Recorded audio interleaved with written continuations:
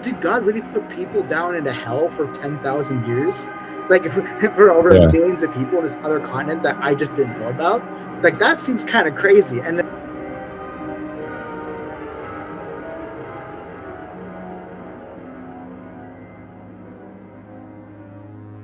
5 seconds to submergence. Submergence deep into the absurd.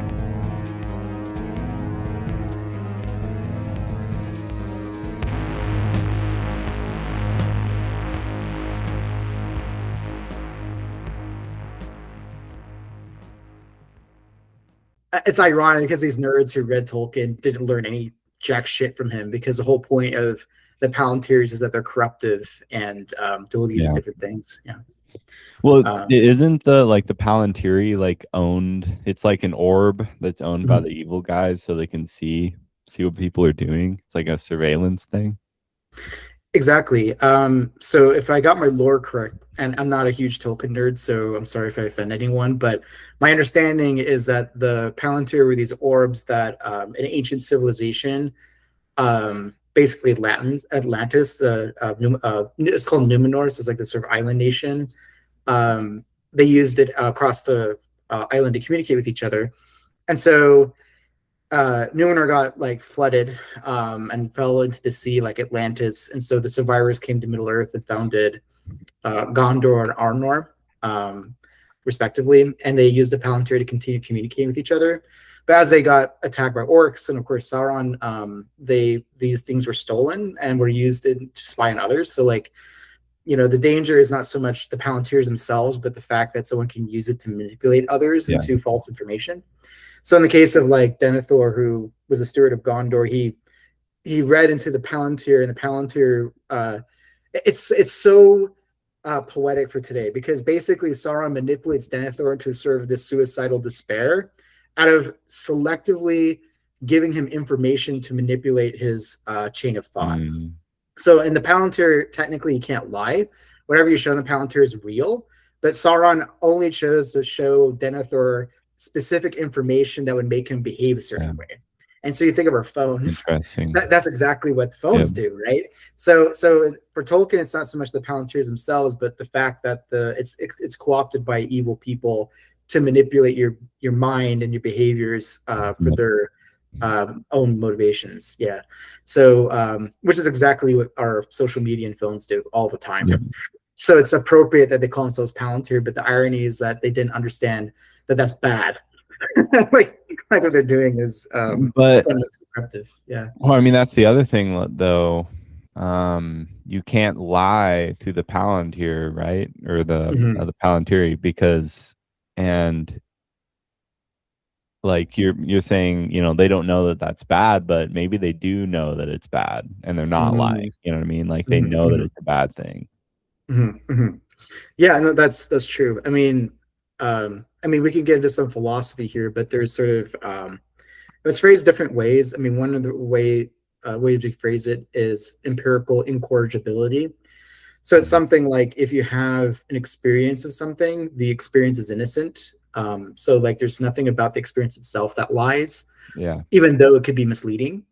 So that's the kind of qualification there. So like when you look at it like a video on your phone, what you're seeing is just what you're seeing. Like there's nothing there that is lying to you, but what can be, they can mislead you into certain paths of thinking, right? And sometimes in unconscious ways.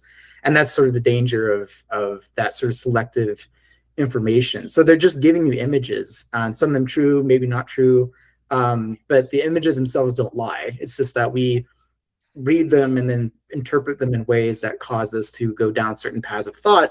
And sometimes it's because they selectively choose like different images to show you bits of information that make you think that way or something. So so there is I'm sure you're familiar with Stephen West, the host of sorry, it's escaping me.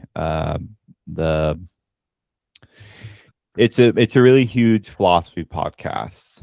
Is it Philosophize This? Yes, Philosophize This. Yeah. And he recently had an episode on lying, and one example of lying that he brought up was when everything that you say is the truth, but you're only sharing parts of the truth in order to persuade someone a certain way. Mhm. And it's just like what you're saying, we're getting videos and they may be real, but it is only part of the story. Like if someone does like today I saw like a Jordan Peterson supercut where it just takes words of what he said, and then it makes him say things that like he's never said, but it's just completely hilarious. That's wonderful. Yeah. But yeah, I mean that's kind of what the modern media apparatus of YouTube and TikTok, etc., kind of is, where it's this algorithm sort of manipulating our thoughts in a way. And I'm not sure how much of that is actually someone deliberately manipulating our thoughts by like choosing what videos we get seen. I think it's more so in a way we're manipulating ourselves by being on these algorithms that are tuned a certain way to spot certain feelings that will come out of us and trigger more engagement, right? Right. And that's the scary thing about this modern age we live in. Yeah, I mean, we could talk about hermeneutic horizons maybe here. So like, yeah, what's that? Yes. So a hermeneutic horizon is like the kind of like limits of interpretation that give intelligibility to things. So, for example, in terms of worldviews, like if you're an early modern philosopher in the wake of Descartes, you probably think of the world in terms of representationalism. So, like there's an object over against a subject, perhaps. And this kind of plays out still today in some circles in philosophy that still operate in that paradigm. And we can think of it as like a paradigm, maybe, but like a paradigm is more of a theoretical way of putting it. Hermeneutic horizon is sort of like more fundamental than that, because like a paradigm is like very conscious, deliberative worldview kind of stuff. But like a hermeneutic horizon is like a basic, you could say, vibe or like way of looking at things. So like if you're in the world of like a Christian, for instance, you just automatically interpret certain behaviors or situations a certain way, and you're not even thinking about it, but you just take it to be that way whenever you experience it. So like it's the air we live in, Exactly. Yeah. And so so the hermeneutic horizon, and horizon is a great choice of words here, because when you look around yourself, right, you're surrounded by a horizon, but the horizon isn't necessarily hiding anything. I mean, it technically is, because you can only see to a certain point, but it's not concealing on purpose. It's not like a wall there. It's just literally the limitations of your ability to see, right? Like for example, a wonderful professor here at UNM, Dr. Brett Kolar, he taught a course in Nietzsche this semester, and he talked about Nietzsche's hermeneutic for horizon, for instance. I think of Nietzsche in this regard a lot, because Nietzsche, his hermeneutic horizon is like the affirmation of life, right? That's like the interpretive position he takes towards literally everything. And in a way, you could accuse Nietzsche of being closed-minded on that account, but like in the case of Nietzsche, it's like deliberate. Like he just takes that stand and knows that he is conscientious of going against pessimism and all these other ways you could possibly interpret reality, right? And that's why he's such a great thinker, because he's kind of self-conscious of his own hermeneutic horizon. He's using that to make more interesting interpretations of things we take for granted, like the history of Christian morality or good and evil, or things we just assume, on the face of it are just normal things. And he's like, no, they're not normal. Like, oh, you want to wait till you die to be happy? That doesn't sound very life affirming. Things you wouldn't suspect of that. So anyway, and so basically, according to some philosophers like Heidegger, we're always stuck in a hermeneutic horizon. We never, ever escape it. In fact, you have to presuppose a hermeneutic horizon to understand literally anything. So it's actually a good thing we have hermeneutic horizons. The tricky part, though, and this is part of what's called the hermeneutic wheel. So it's like, or circle, is that when we go to some sort of phenomenon, we can't help understanding it a certain way, but by engaging with it, it reveals something to us that can inform our understanding. And then we update our understanding and our hermeneutic horizon expands. Okay. And so that's kind of like, like if you're a Christian, for instance, and you have like a very set, hermeneutic horizon, maybe about like maybe biblical interpretation or maybe how one should live. And then you meet someone who behaves in a way you don't expect, like maybe, you meet an atheist that's actually nice and they're not like a murderous Satan worshiper or something. And you're like, whoa, that's weird. And so the hermeneutic circle turns and you go, oh, well, that I should now update my understanding and like my view of things. The problem though is that it's really easy to ignore information. So someone who met a good atheist might be like, oh, they're just pretending to be nice, or really deep down they're selfish, or maybe for some other reason. So they start ignoring contradictory evidence, right? And they don't change their perspective, and that's where it gets bad. So basically you're refusing to turn the hermeneutic wheel, you're refusing to sort of expand your horizon, you're just kind of stuck.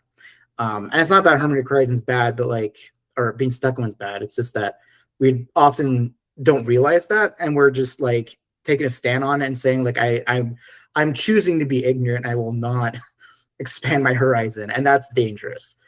For reasons seem kind of obvious, but yeah, no, that's the hermeneutic horizon and wheel, so to speak. It's definitely it's very difficult to not see things through a certain lens, and I feel like it'd be hard to be aware that you're seeing things through a certain lens too. You know what I mean? And one interesting thing is when you're talking to someone and they see something completely differently than you, they have just a different opinion than you do. I have been getting better about noticing, oh, okay, well, of course they would think that way because they have a worldview like this. You know what I mean? This is how they see the world. And I feel like being conscious of that kind of can help you have better empathy as well for people. And kind of understand where they're coming from, but it's a very like intellectual exercise to be able to even consider doing that at all. Because I mean, you have to be aware that people can see things through a lens, and like everyone doesn't see things through your eyes. It's kind of like that Vsauce video where he's like, "Is this strawberry?" or like, "Is my red the same red as yours?" Have you seen that? Right, the quality. Yeah. I'll see the world differently. And I think lately with,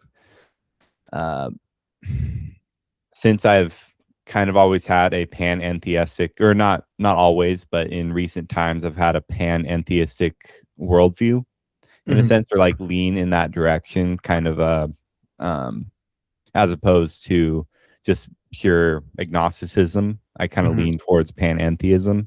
And with that, when I read the Gospels, I really saw them in that from that point of view, especially with my experience sort of reading into Buddhism and learning about that and seeing the world as being. I think that's kind of why I have had the interpretations that I've had on that. But yeah, like what's kind of your horizon? Where are you at on the ship? That's a crazy question. And I say, the reason I say that is like a hermeneutic horizon's like literally the limits of intelligibility. So it's sort of asking me to like stand on my own head, or like, or to like move the earth with my hands. It's like literally the thing I stand on. So I can't like maybe say anything about it as though it's like you can inhabit some sort of God's eye perspective outside all hermeneutic horizons. But recently I've been trying to take a more, I don't know, like an approach to horizon making that acknowledges certain problems about how that comes about. So like, I do agree. I think I currently agree with Heidegger that the most basic hermeneutic horizon, if you want to call it, is our understanding of being. or Seinsverstandnis in the German. So it's sort of like what we think everything is, at a very basic, inexplicit level. So like, for example, if you, let's say you fail to get a job, right? And maybe you're like, down on your luck, right? Or you choose to do something that doesn't make money. And you can't help but feel like this nagging sense of worthlessness, like you're not a worth of life, or maybe you feel like you can't provide for, your partner or your future, like you're never gonna have a 401k, like all of that, including the way you choose to live and evaluate everything. For Heidegger is like based on this sort of unquestioned premise in your way of thinking, which is basically that the meaning of everything is to optimize them, and to make a profit off them, basically, or standing reserve is another translation. So it's like, unless you are maxing, literally, you are worthless, or you're less than, for instance, or that, because what it means to be anything is to optimize. So like for Heidegger, we all operate sort of this in this implicit ontology where the meaning of being is that everything is intrinsically worthless, but can only be given worth by an individual who uses it to maximize their power or their motivations or desires or whatever. And that's definitely like an implicit view that almost everyone shares. And the crazy thing is, like, Heidegger thinks that everyone has it, including people who claim they have other worldviews. So like, it's actually a good point. So if you think of like certain groups of Christians, for instance, who hold these sort of beliefs that seem contradictory to Jesus, right? So like, if you like quoted Jesus out of context saying like, love thy neighbor, feed the poor, they'd be like, get this liberal shit out of my way. Like Jesus didn't say that, nobody did, right? So where the hell is this sort of hermeneutics coming from, where they are literally rejecting the basis of their own religion? The idea for Heidegger is because our ontologies are like the most basic hermeneutic horizon, because it determines what everything is.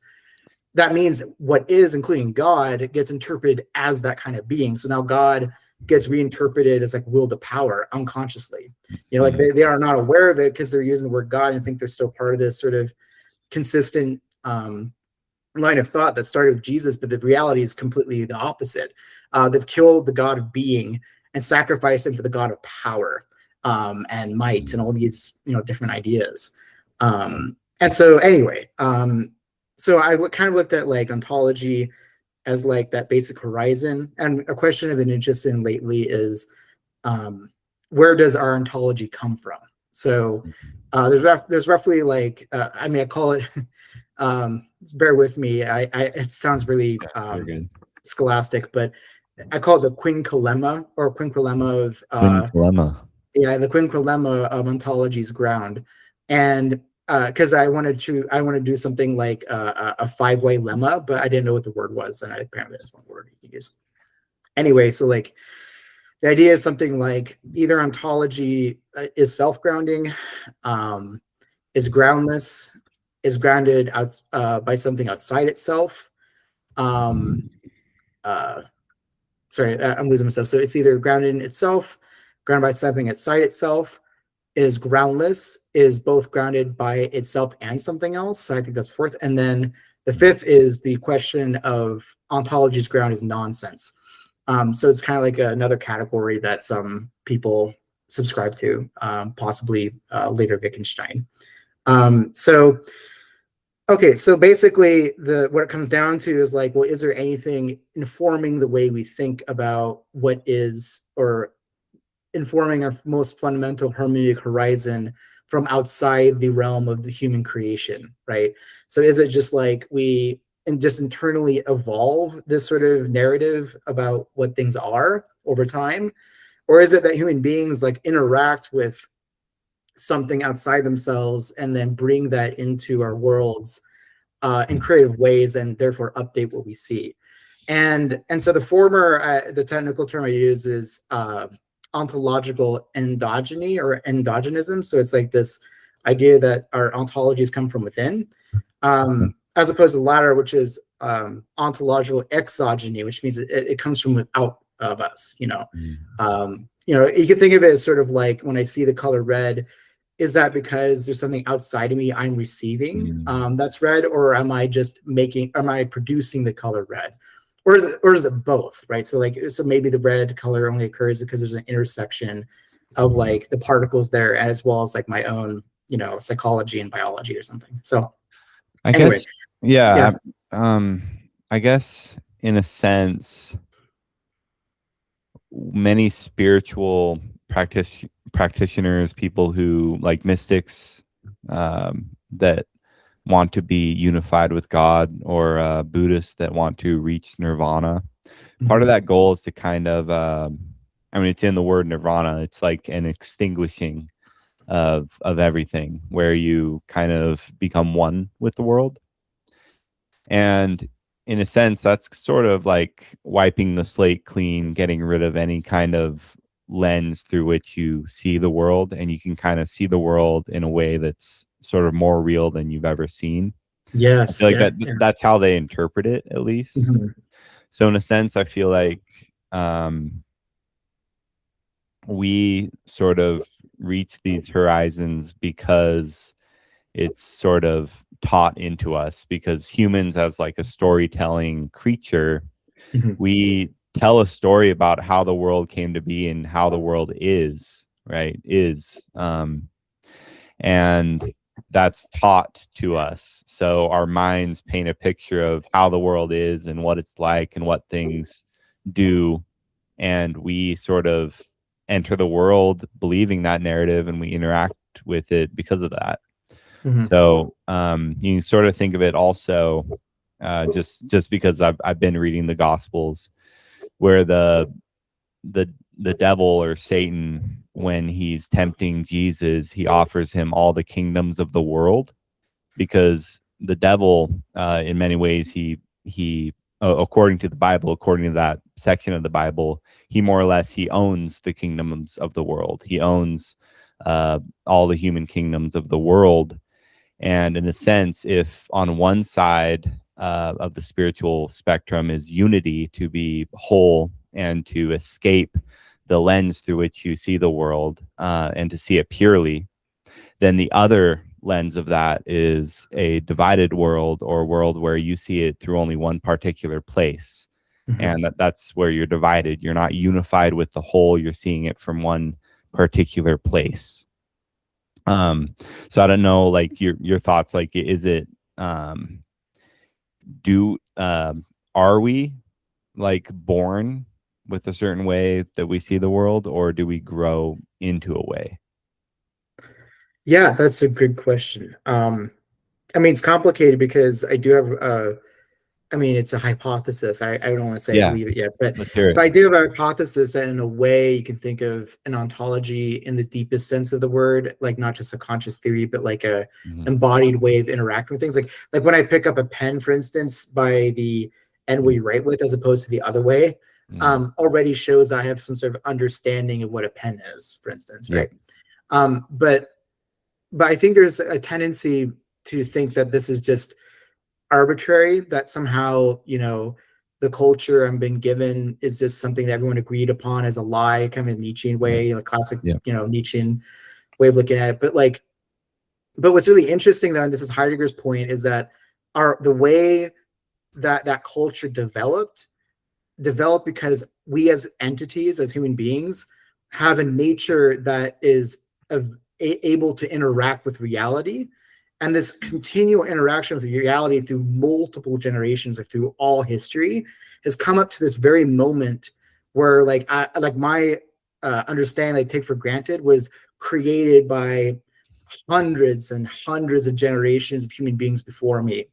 That I take that, and their interactions with the being, right? So even though our common sense might be somewhat obscuring, you know, like maybe it's not entirely true, it in some sense, at least for Heidegger, you know, I think it's like really true, because like it always originated with some sort of real experience, you know, that that we've had with reality, right?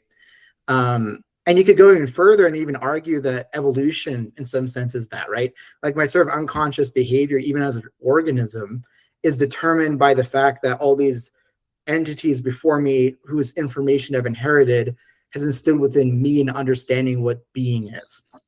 But the cool thing is, as an existing thing, I also participate in this history. Like I'm right now interacting with reality and updating the way I see the world. And I get to pass on the information consciously or unconsciously to the next generation, to the friends I meet or the children I may or may not have, things, that kind of thing.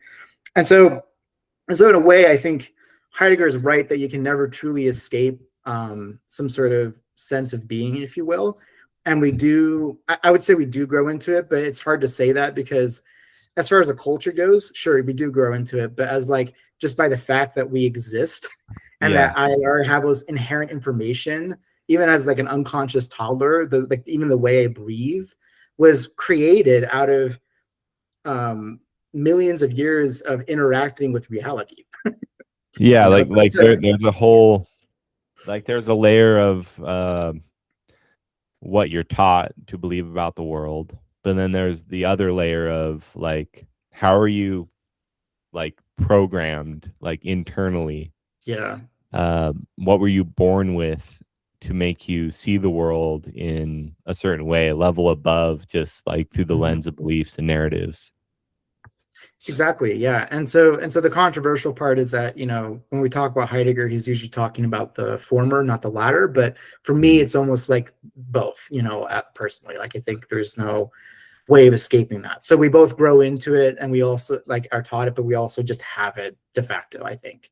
But the beautiful thing though, I think, and this is maybe my ontological exogeny showing, is that I don't think there's any, I think because, we have these sorts of understandings, it does come from a source, or to use Heidegger, use an Ursprung, as it were, like the origin source of experience, which would be something like being as such.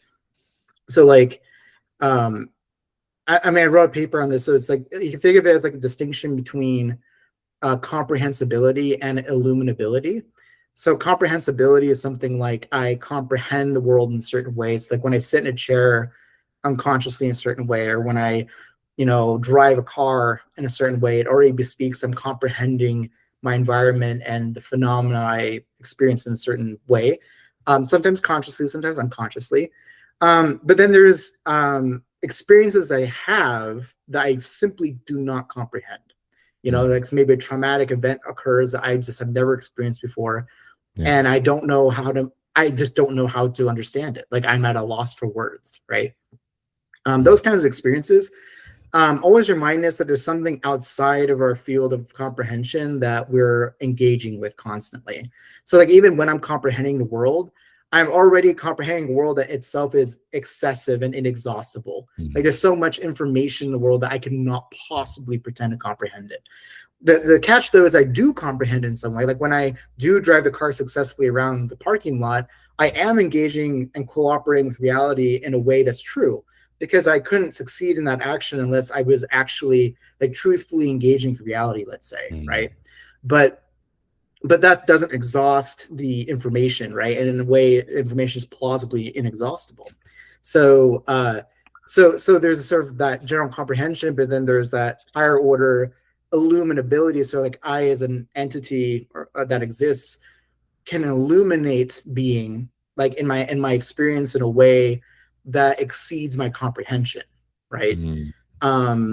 The ancient Greek word for wonder, thaumazein, actually is this event. Thaumazein is like the event where the usual becomes unusual, or the ordinary becomes extraordinary. It's also tied with, if I'm not mistaken, I don't want to make the classicists angry, but there's also this idea that thaumazein also means surprise or horror. So, for example, when we talk about Oedipus Rex, for instance, is a great example of Greek wonder, because you have this guy who thinks he's got it all figured out, thinks he comprehends everything, and he thinks he's got a busty, beautiful wife, beautiful kids, he's king of the land, he's a good guy, right? And then all this information starts coming that he is actually a murderer. He killed his father, fucked his mother, and all these horrible things. And this information completely takes what he's experienced every day and flips it on its head. Then we have Freud. Right, and we have Freud, right? But where Freud kind of screws up though is Freud looks at that as, I mean, it gets kind of part of right. I mean, Freud is like, we create illusions or defense mechanisms because we can't bear the brutal onslaught of reality. Especially the parts of reality, including ourselves, that give us anxiety. So we need sort of illusions or maybe ways of coping with it that are productive. Right. And so like for the Greeks though, like that's what reality is. Reality is like this too much coming at you all the time. And so for them, the role model for the hero was the one who could confront it and learn to cope with it, right? Whereas like the one who couldn't do that, right, was not something really worth, laudating, maybe. Or at least it's worth acknowledging that some of us just can't handle it. So there's that kind of two orders. So like you have the illuminability, which is like our general capacity to encounter being, let's say, or reality. Transcendental experience. Yeah, and then we have like a subset of that, which is like the part of the world that is illumined to us in a way that we comprehend. And and then sometimes we illuminate something that is simply incomprehensible and that challenges us, right? Yeah. Shows us that we don't really know what's up anymore. And the danger of getting into that fantasy though, and I admit, like as a human being, it's really good to assuage, like it happens very rarely, but sometimes I'll just convince myself something's true, like utterly and irrevocably, and then sometimes it's like relief. Like the anxiety's gone. I got it figured out. And that's a lie, because like we don't actually know what's going on all the time, because reality is chaotic and uncertain. And so the illusion that you got figured out is dangerous, for that reason. Like the epiphany.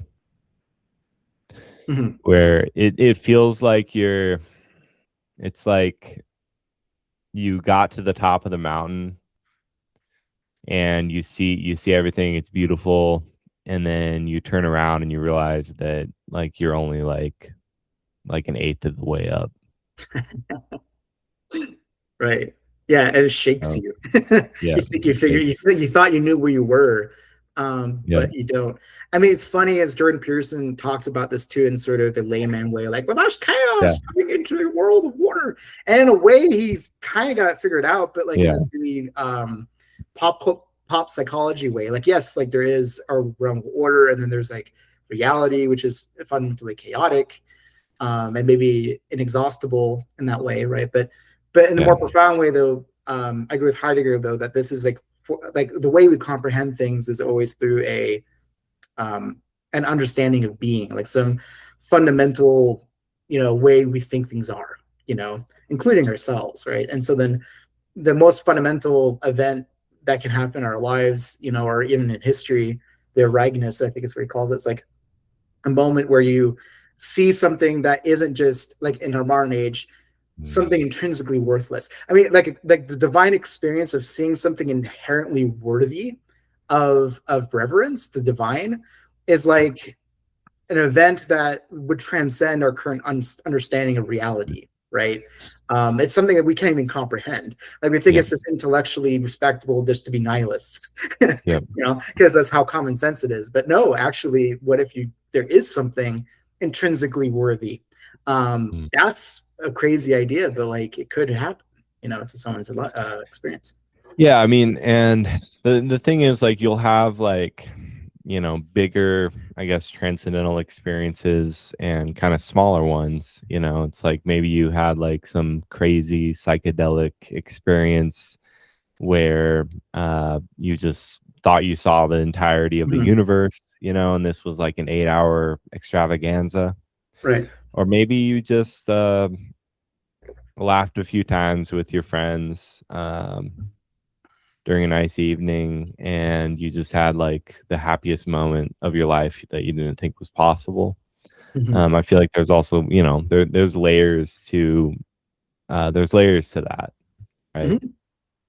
Or he's had a nice epiphany and you turn out to be wrong a few days later.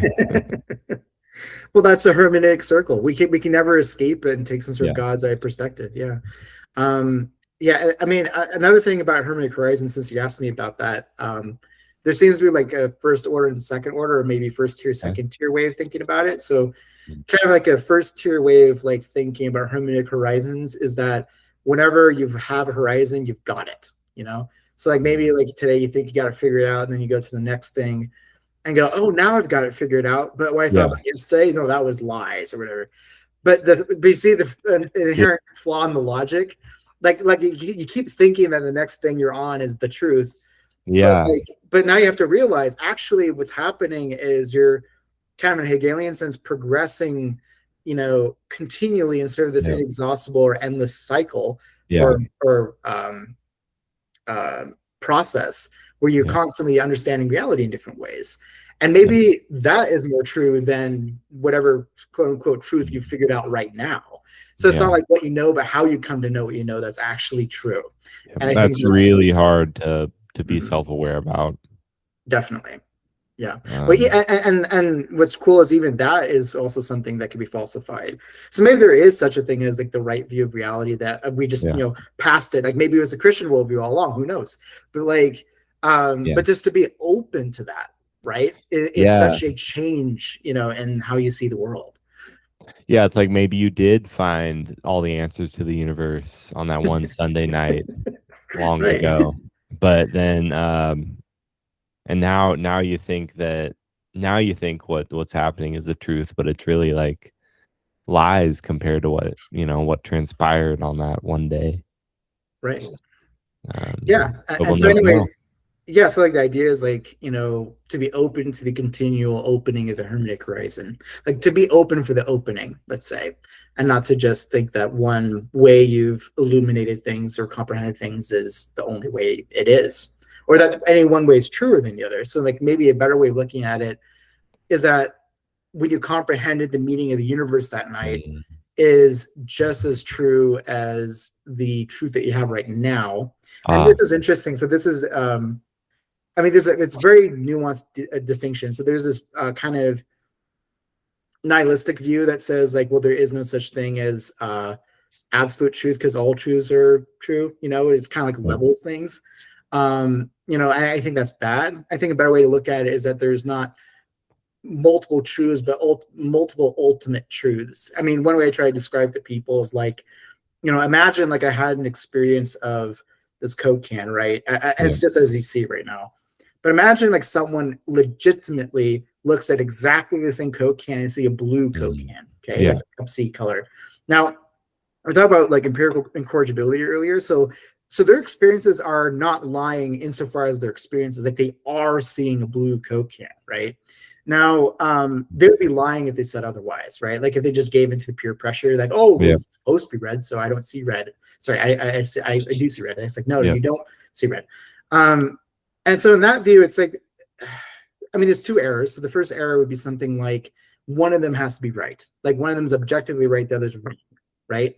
But that's false because, as a matter of fact, both of them are having these experiences, and they're faithfully and accurately reporting them. So what do you do with that information? Well, the kind of halfway house, so to speak, is to say, well, they're both true, but there's no objective fact of the matter. So like, so they're both having this experience. Congratulations, you can go home with your own views of the world, but that's that. Like there is no objective truth of the matter. The more radical position, the one I think I have right now, is actually no, they're both objectively true. So it's like no, like the can is red and is blue, and we have to wrap our minds around that instead of trying to give into these sort of both of these other positions that just are not satisfactory, you know. But as long as they're being honest, so if they're not lying to themselves, it's qualification. I mean, if the guy's just bullshitting, actually sees a red can, then well, you know, what can you do? But if they are both having, this is good, Let's also run through the example of like, so in your example, one person is literally seeing red, one person is literally seeing blue. It's the same can, right? So what about the example of they're both seeing red, but one of them believes the word blue is associated with the color red. So they both see the same exact color, but they use a different word for the color. And both of those words mean a different thing to the other person, right? Mhm. So in that example, like, I guess, where is there a place for objective truth there, since it's a translation issue, or is it a translation issue? Like, what do we have there as far as truth? Yeah, so I guess we can distinguish maybe two levels of truth, or Yep. different usages. So the Greek word aletheia, or means unconcealment, literally. So like, think of as like a privative, like an atheism, like no God. So aletheia literally means without lethe, like without obliviating, literally, like without forgetting. And it was a term used by ancient Greeks to talk about the truth of experience itself. So you have sort of these like experiences of blue or redness of the Coke can, for instance, and that's true in the aletheia sense. In the sense of like using words correctly, that's more like, are you conforming to the conventions of thought or language, right? That's truth as correctness. So, for example, to say that the Coke can is red is correct, but it's not true necessarily.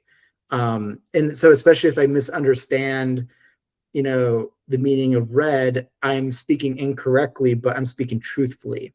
So I'm trying to communicate to you something that is true in the aletheia sense, incorrectly insofar as I'm abusing or equivocating the word for something else. And I've done this sometimes. Like I sometimes come across a word I think in philosophy means something, or it's actually more like I have a sense of what it is in some sphere, and I use it out of context to someone else, and they think I mean something else by it. And so in that sense, in that language game, I'm using the word incorrectly. So I'm speaking incorrectly, but I'm speaking truthfully, because there's this fundamental truth, this thing that I've unconcealed that I'm trying to point to. It's kind of like, you can point to the moon, right, with your finger, or you can use it using a different convention, right? And the person might misunderstand your sign, but the sign isn't the thing it's pointing at, right? So there is sort of a two-level distinction there. So using my language, there's still objective truth in the aletheia sense, but one of them is using the word incorrectly. So he's incorrect but true, if that makes sense. Yeah.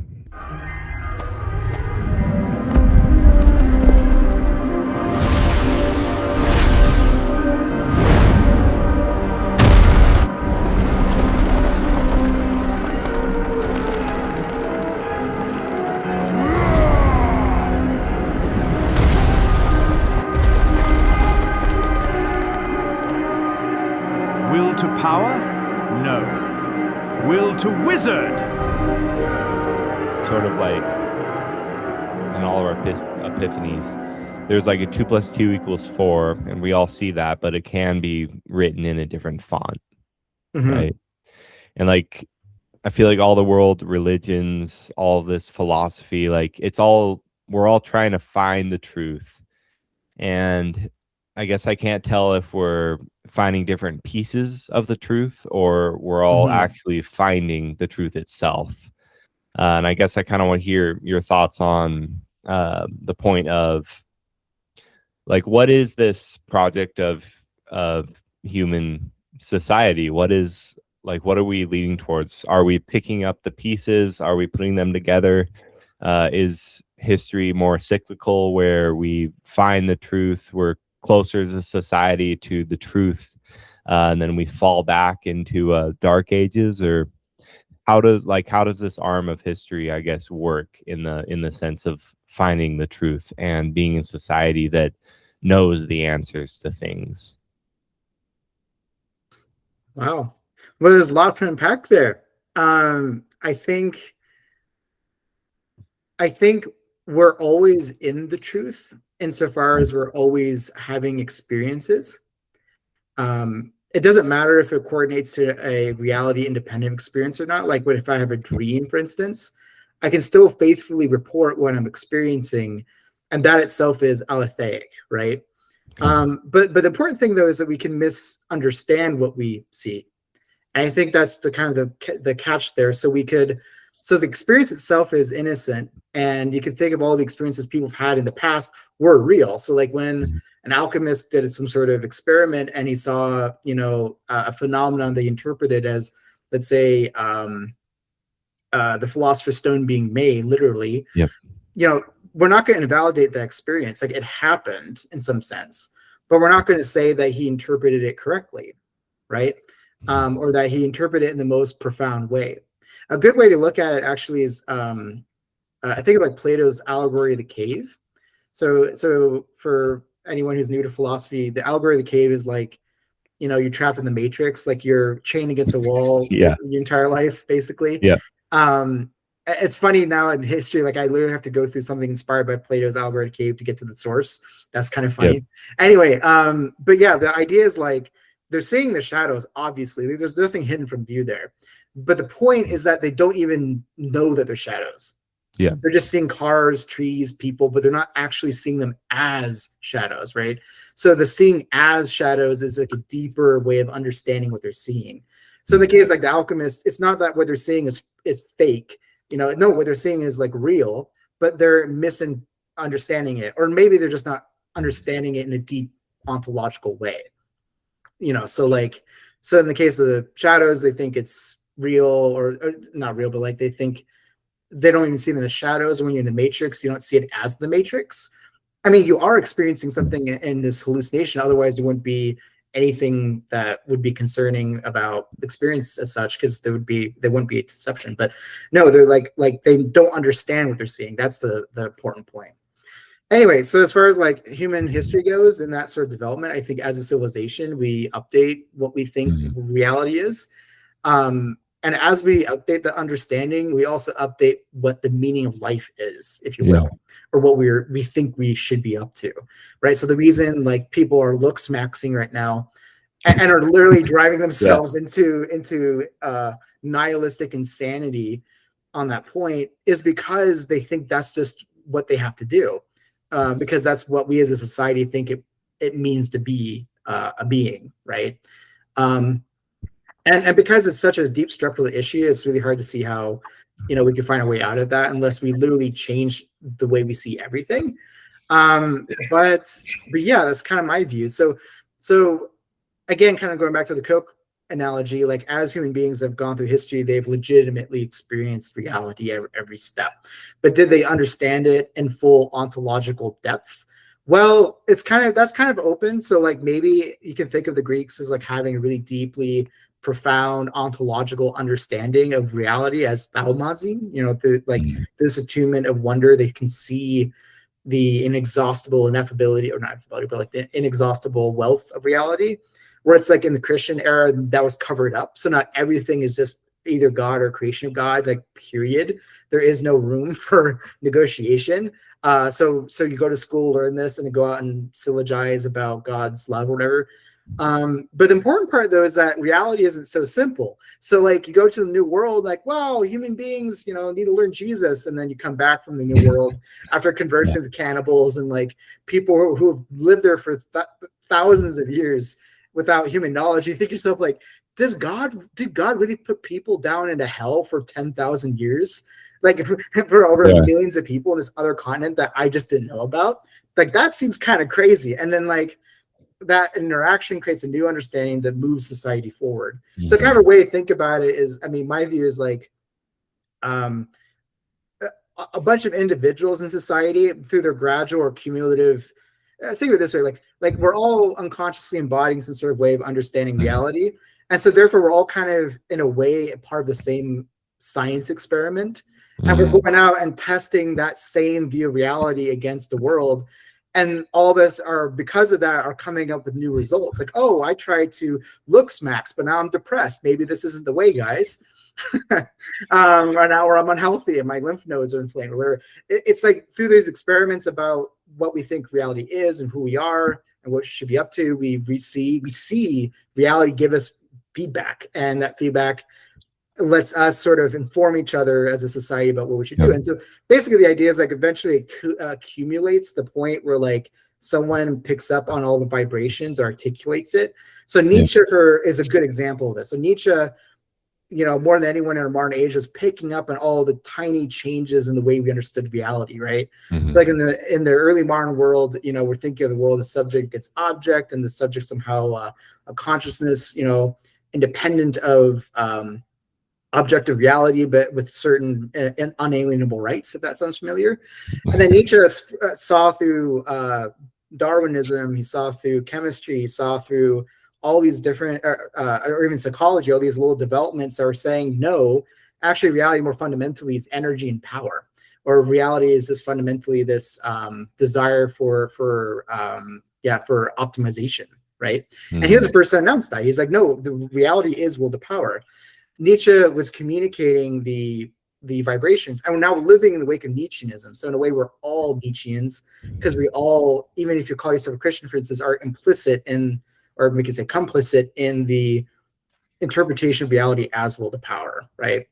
Same with Descartes. Like Descartes was the spokesperson of his time. You could think of Jesus as that too. Like Jesus was picking up on all the all the dissatisfaction at the time, and voicing that into a new way of seeing the world that just carried Western civilization for the next 1,000 years, which is insane, right? Imagine being so prophetic, you know, in that sense that you just literally carried the back of the Western world for that long time, you know.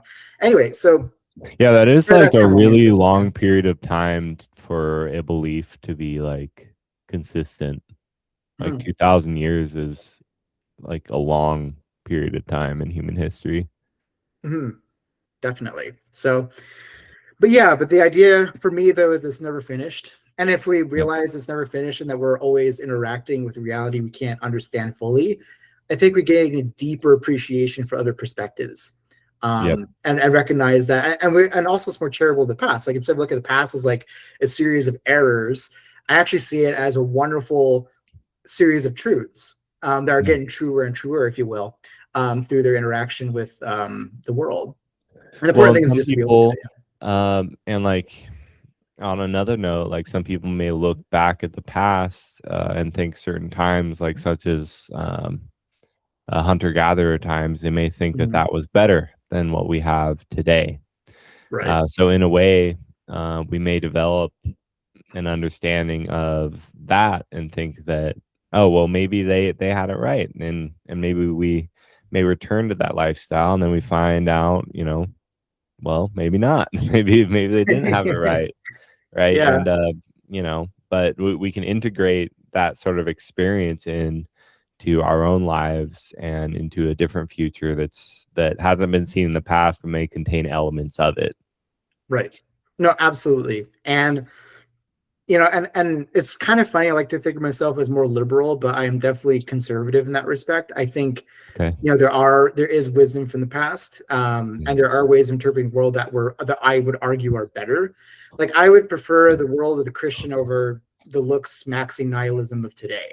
Like the medieval peasant, despite maybe living in subpar conditions, was living in a world full of life and meaning that today is not available to most people, right? But the way I see it is sort of like we're at the long dark before the dawn. We passed midnight, which is a good thing. We're getting towards the sunshine, I think. That's my view, basically. And in a way, by returning to the classics or to the Greeks, for instance, and seeing the original capturing of Western civilization in that moment where they began to wonder at being, I think is really important.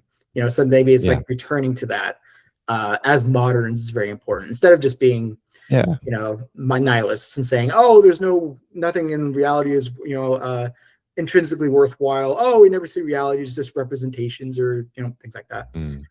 Well, you know, we see the world through a certain way, and that way of seeing the world is also integrated with other aspects of our lives, such as spirituality. So we may see the world in a certain way, and that way that we see the world is connected with also the way that we see, you know, God or enlightenment or virtue, etc. And once that worldview is taken away, we then also lose sight of the way that we saw spirituality and the way, the way that we saw God. And we may see that, when Nietzsche declared, God is dead, that was kind of at the end of a period where we we developed new understandings about the world. It was amongst the aftermath of the Renaissance, right? And with that came sort of the first inklings of the death of God and atheism as sort of this overpowering force. Or it's not even like fundamentally atheism, but a disappearing of spirituality. Right. And like even in terms of people who say that they're Christian or say that they're religious, they aren't spiritual anymore. They don't actually have a connection to the divine like people used to have. So I'm thinking like just like what you said, we're past midnight. We're at the point where we're in the nihilistic phase where everything is black, everything is dark, everything's meaningless. And maybe that dawn will come, and when it does, we'll have a spiritual understanding of the world again through our modern lens. I agree. No, that sounds right to me. Quick side note, I just came back from Heidegger reading group for the graduate students. And we actually had a way of talking about the killing of God. Okay. So the way I described it was Descartes challenged Jesus to a boxing match, or God to a boxing match. Yeah. But he really wore out God, but really couldn't finish the fight. So he tapped out, let Kant come in, and Kant knocked him out with his Critique of Pure Reason. Took the whole book and said, hit him with the head and conked him out. And then Hegel tried to do try to wake him up, went over him and started slapping him, like, come on, boy, don't give up on me. And then Nietzsche sort of reached underneath the rungs and slit his throat. And then one went, whoa, not cool, dude. And then Nietzsche's like, what? We're all thinking it. God's dead. But yeah, no, but to that, in that respect, though, we are, still passing through nihilism. And once we get through it, we'll see the dawn. And there's kind of two senses of nihilism, right? So the nihilism Nietzsche talked about was life denial, right? So he thought Christianity was inherently nihilistic for that reason. But what's interesting is Heidegger actually accuses Nietzsche of nihilism in a different sense, a maybe deeper ontological sense, where Nietzsche, is still caught up in the history of metaphysics, where he thinks that there is one correct way to view reality. So the ultimate nihilism is something like getting trapped in a view where there is no ultimate view of reality, and that's the ultimate view. The whole process of change or development or seeing the world any differently is gone with that, right? If you say the ultimate view is there's no ultimate views, then you're done, right? And so the kind of twist that I think Heidegger does, that some people call the truly postmodern, it's not just the pseudo postmodern, which I just talked about, or stated, is no, actually, when we realize that the ultimate truth is that there's ultimate truths, then once you see that, then it's dawn is coming, the nihilism's over. But we need to, but in order to get attuned to that, we need to reawaken that wonder.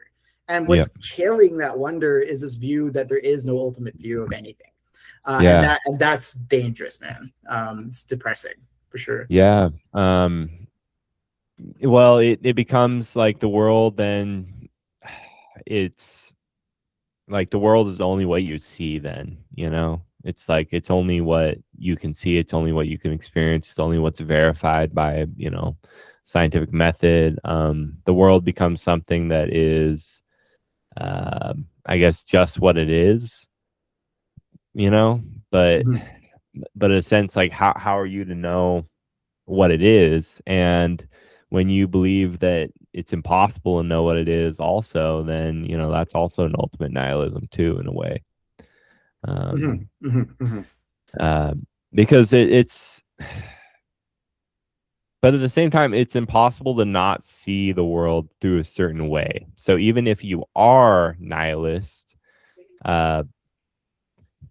just like what you were saying, Nietzsche was trapped in this worldview where there is no ultimate view, you know. And that, but that in and of itself is, and I guess, the ultimate view of reality. You know, Right. it's one truth of reality that you developed. That's right. Yeah, and that's the danger. So the error is sort of thinking that there is one ultimate reality, and then the most dangerous view is the view that pretends it's not a view, right? So people who say, "Oh, there is no ultimate truth," don't typically think of themselves as saying that there's an ultimate truth, right? Yeah. But that's exactly what they're doing, and that's very dangerous. Um, Not only because it denies us an ultimate truth, but because it's an ultimate truth that kills all ultimate truths, right? It Yeah. says that there is no truth, right? Including me. Yeah. And that's simply false. Like, no, that is an ultimate truth. But the move though isn't to try to assert another ultimate truth that replaces it, but to simply state, actually, all of this is ultimate. Yeah. And that's the kicker, right? That's really hard for us to understand, especially in the West, where we're used to this sort of.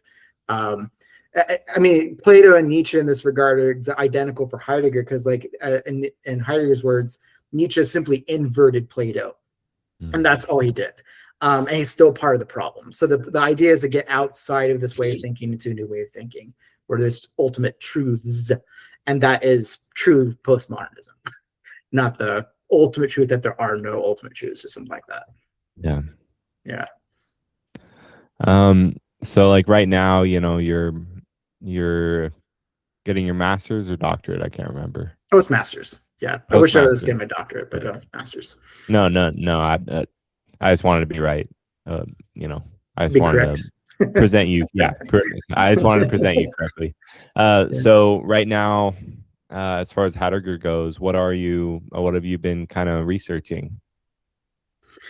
Most of what we've talked about. So right now, I'm very interested in the idea that there's two forms of intelligibility in Heidegger. Okay. So in the early Heidegger, he's so when you read Being and Time, Heidegger claims that, at least on the mainstream interpretation, that, how can I say this?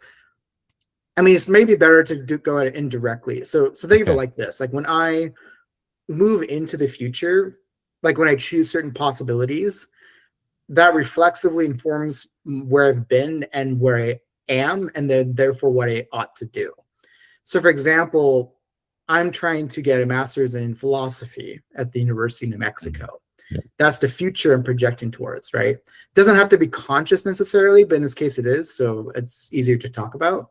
But based off of where I'm going, I evaluate where I've been.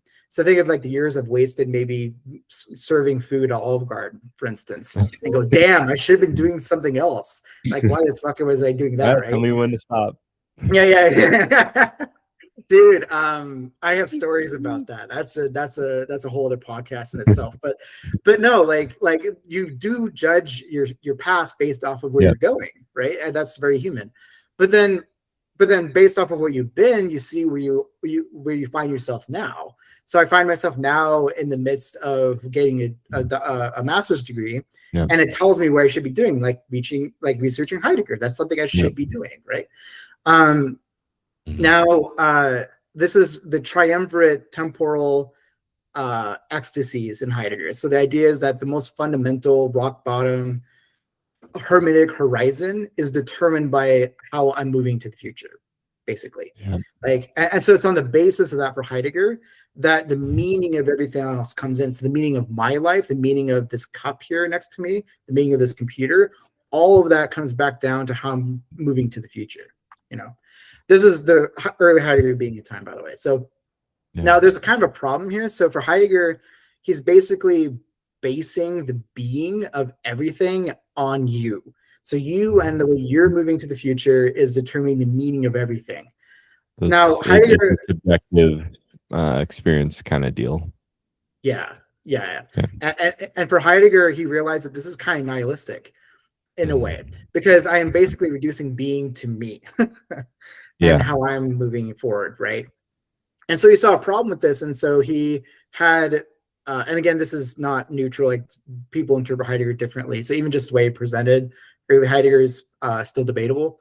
But on this interpretation, there's this idea that he had a turn in his thinking, and his turn was turning away from us and our future projections as like the basis of being to something outside of that, to like this a higher ground, as it were, that is that we're answering to. Now, and the rest of his later thinking is basically trying to do that. Like he's trying to talk about the source of all meaning that we draw on for our lives and all this kind of stuff, right? He talks kind of a quasi mystical way about it. But the important part, though, is there's this German word, Verstehbarkeit, that gets translated as understandability or intelligibility, if you want to be fancy. And in the early Heidegger, the only Verstehbarkeit was the projection of Dasein. So when I make projects, literally, like when I move into the future with some goals, this is what determines the meaning of everything, right? That's how I understand reality, right? Like I understand the car that cut up in front of me in traffic. Like I understand it's cutting off in front of me because of where I'm going. Like that's the basic.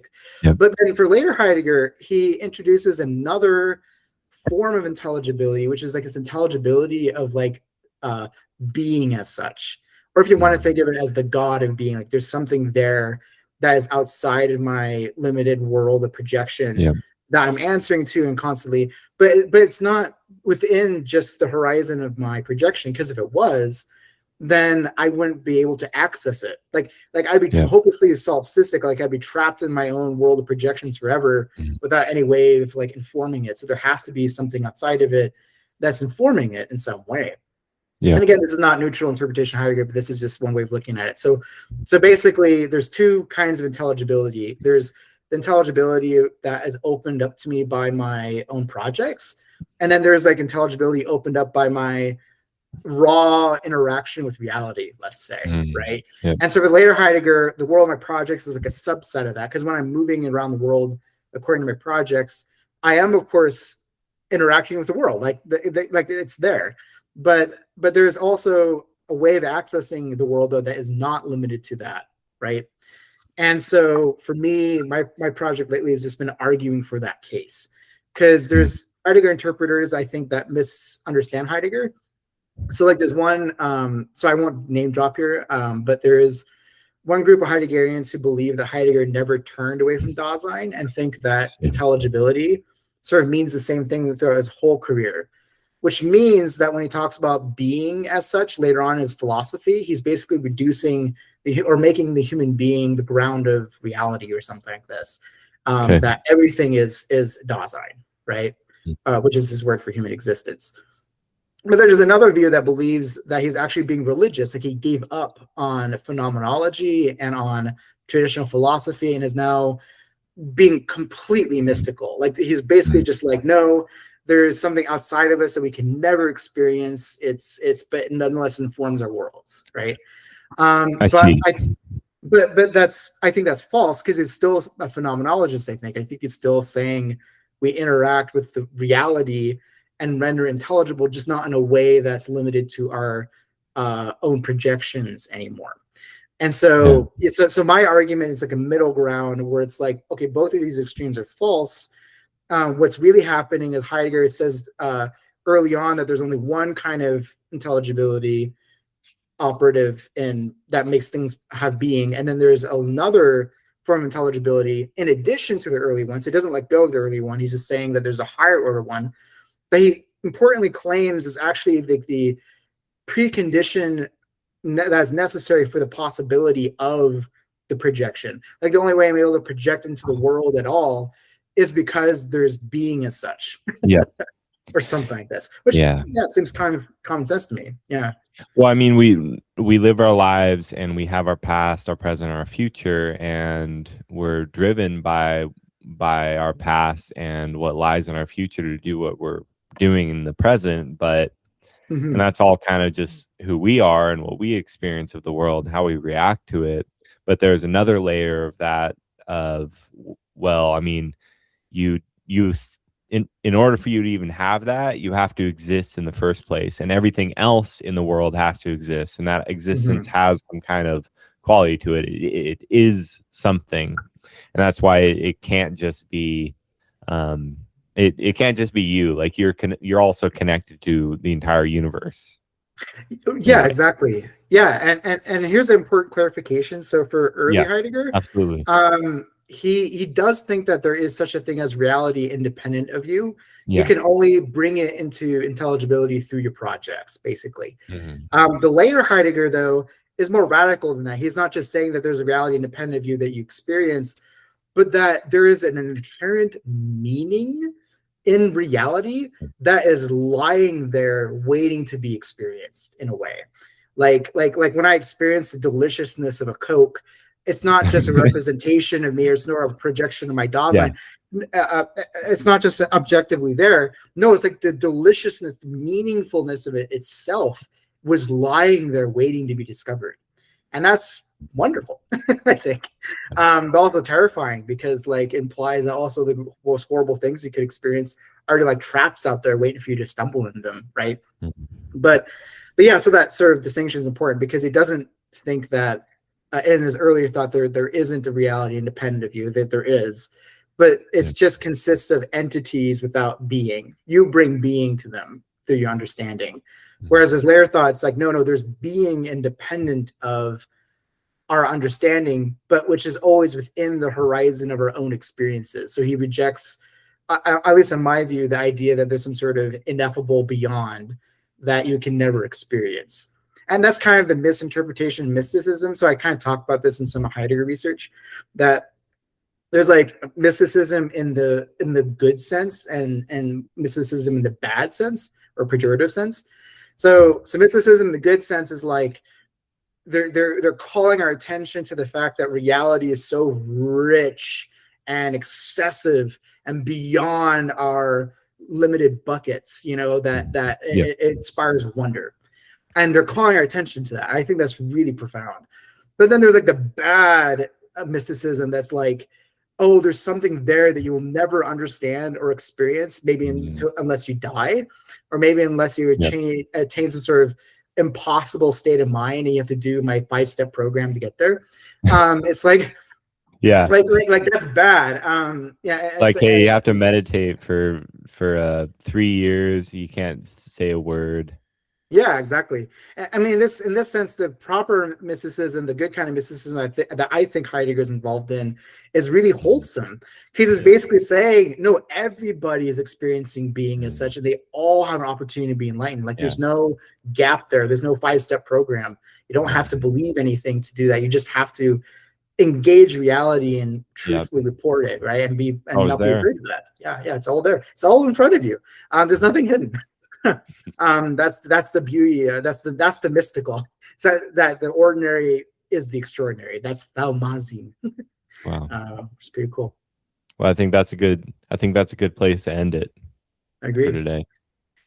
Thank you. All right.